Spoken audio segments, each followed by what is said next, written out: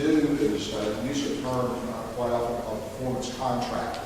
And what that is essentially is energy service companies such as the various large companies you'd be familiar with that work in the commercial, residential, or industrial areas will do an evaluation of our buildings, either a new building or a recommissioning of the buildings. And they will look at replacing aging infrastructure, the heating, the ventilation systems, the lighting, the windows, those kinds of things. And by estimating the savings, then you can pay for those infrastructure improvements. And we wonder, well, will the savings be real? And so that's the key, is measurement and verification. And so there are opportunities in the energy plan to establish through current technology energy dashboards or measurement and verification techniques so that we can be sure that the money is being saved, but also in compliance when we look at greenhouse gas savings. There's going to need to be a quite robust measurement and verification opportunities that are there. So those are the areas that we look at in performance contracting and the use of energy within our Commonwealth. And we heard mentioned earlier outreach to local government. We have had experience in working with local governments. It's a very, very large opportunity area. The school systems, the jails, those are areas that are really prime opportunities for energy efficiency improvements to help the local governments provide better service to their citizens and also to save the precious resources they have to work with. I'd like to just mention briefly alternative fuel vehicles, which is another area of focus. Now, I think it was very clearly pointed out that the biggest energy user in the Commonwealth is in transportation, about over 51-52% that's out there. And so what we can look at, again, from basic economics of savings of energy in the transportation sector is where we can get perhaps the biggest return. Also, transportation is over 90% petroleum-based. So it's the largest greenhouse gas emitter of all. When you look at electricity, you think about that as being the greenhouse gas emitter. But the transportation segment is much larger than that. And petroleum is over 50% of the source of greenhouse gases, where natural gas would be about 20%. And coal would be somewhere between 25%. And so these are the kinds of areas we may focus. What we're looking at is leading by example. And in DNE, we actually have now a small fleet of compressed natural gas vehicles. And we are assigning those to our staff in the field. We have over 85 flex fuel vehicles and hybrid vehicles and those things. So we have a goal of being able to have hundreds of those vehicles on the road by the end of the administration and doubling the fueling stations from 400 to about 800. And then I'd just like to finish by saying that as we look at offshore, as we look at the nuclear industries, all of those, that the Commonwealth is establishing authorities, putting together programs to be able to support those areas of development as we look into new areas of growth and opportunity beyond just the traditional ones that we have.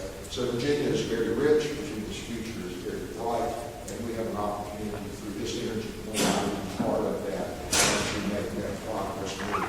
Also, this plan will be looked at in a couple of years. We'll be able to make adjustments there so that we always are staying at the point where we want to be. Thank you, Conrad, and thank you, Hayes. I am delighted to be with you this morning. Thank you for the invitation and the opportunity to serve on the Energy Council. As Hayes mentioned, I am Stephen Junker with WGL Holdings. WGL Holdings is the parent company of Washington Gas, which many of you may be familiar with, a 164-year-old natural gas distribution company. That is the cornerstone of our business. But that is not for Washington Gas in light of today. We are heavily invested in a variety of energy assets in about 22 states across the U.S. But I've been asked to talk today a little bit about energy infrastructure and its impact on the economy, or vice versa, what the economic gains could be from the kind of vibrant and robust infrastructure that you heard the Secretary talk about. Clearly, the energy revolution in the U.S. is helping this country regain its footing in many sectors of the manufacturing sector. Expanding energy infrastructure in the Commonwealth is directly in line with the governor's efforts to strengthen our business climate by investing in reliable and resilient energy infrastructure. Let me just kind of give you some context. Virginia is home to approximately 3,000 miles of natural gas transmission lines, about 3,200 miles of natural gas gathering pipelines, and about 20,000 miles of distribution pipelines. In 2012, Virginia gas users were 92% residential, 8% commercial, and 0.1% industrial. Let me go back a little bit to more of the macro and what's happening, I think, across the U.S. as we see this expansion of energy resources. Clearly, energy infrastructure is a critical tool to promoting economic development. As the energy plan states, access to natural gas can mean the difference between a growing and vibrant economic base and one of stagnation. The U.S. industrial sector accounts for one-third of the total natural gas consumed. This sector specifically includes agriculture, construction, mining, and manufacturing industries.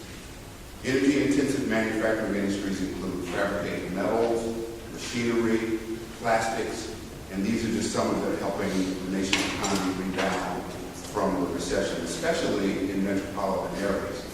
It is estimated, that in 2010, about 7.6% of the U.S. gross output resulted from goods and services in this particular sector.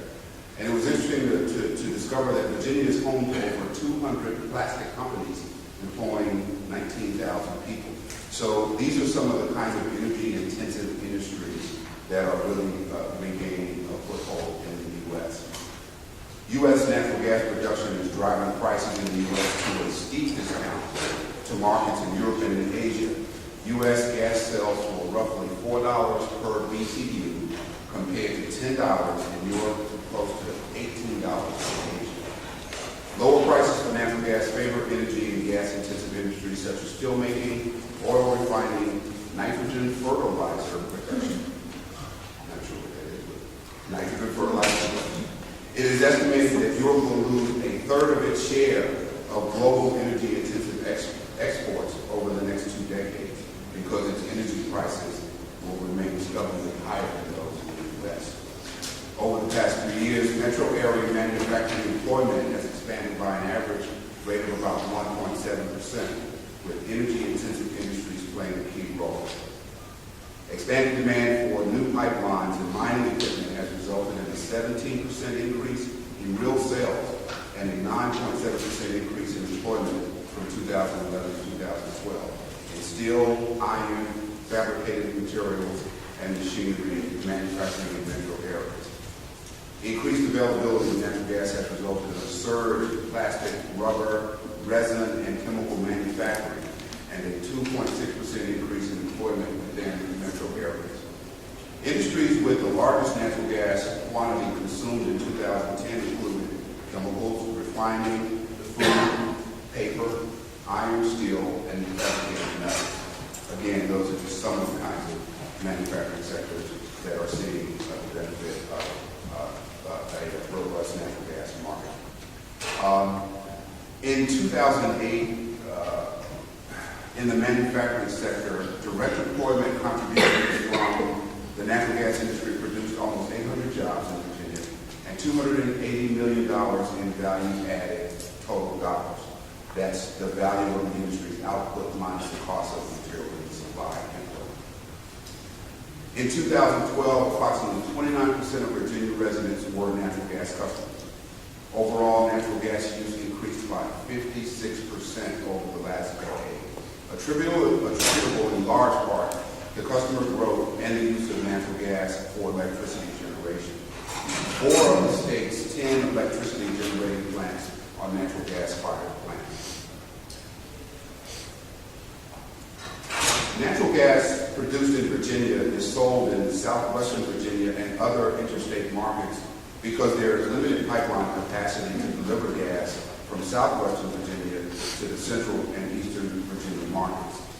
Natural gas distribution companies essentially buy capacity, what we call capacity, on the pipeline. So we are buying space on the pipeline, and we try to estimate and try to forecast what the load demands will be for any given season so that we have adequate capacity. You heard the governor talk about the polar vortex and how strained natural gas companies were to meet that demand during this winter's polar vortex. But across the U.S., you found in almost 9 out of 10 cases that natural gas companies were able to meet that demand. That's so dependent upon the extent and the amount of pipeline in a particular region and the capacity that the company has on the pipeline. There certainly are other attributes that help contribute to that, like natural gas storage, and there are natural gas storage facilities in the Commonwealth. But it's very important that we understand that it's not only the scope and size of the pipeline or the extent of the pipeline, but it's also the ability to buy space on the pipeline. Average prices of natural gas delivered to Virginia industrial customers in 2012 was $5.29. In North Carolina, that average price for natural gas delivered to North Carolina industrial customers was $6.37. In Maryland, that cost was $8.01. So Virginia does have competitive pricing when it comes to the natural gas supply that's available. It is estimated that by 2015, shale gas extraction will account for 1.4 million jobs, $197 billion in GDP, and $50 billion in government revenue. Households that use natural gas appliances for heating, water heating, cooking, and clothes drying spend an average of $653 less per year than homes using electricity for the same appliances. Affordable natural gas will kickstart the nation's chemical sector over the next dozen years, creating more than 300,000 jobs and driving $500 billion in production through 2012. You heard the governor and the secretary talk about expanding best-in-class infrastructure recommendations, and those recommendations include supporting legislative and regulatory policy, such as special utility tax and utility rates, to allow Virginia's natural gas utilities to more proactively approach expansion and interstate infrastructure. I was recently at an American Gas Association conference in Texas, and there are now probably about 23 states that have some type of legislative or regulatory pipeline expansion program on the books, either on the books or under consideration, expanding natural gas infrastructure to unserved and underserved areas. Again, 23 states in the country. The plan calls for facilitating regional discussions among economic development agencies, utilities, and interstate pipelines and other key stakeholders to reach consensus on long-term plans. I think the bottom line is that, as Secretary Jones said, energy infrastructure is fundamental 101.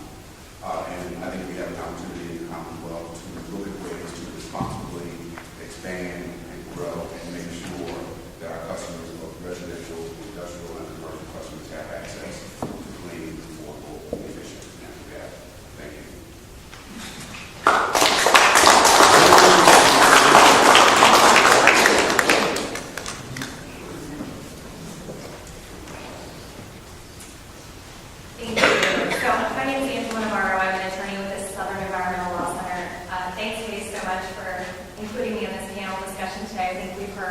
A lot of great remarks this morning from Governor McCullough and from Secretary Jones.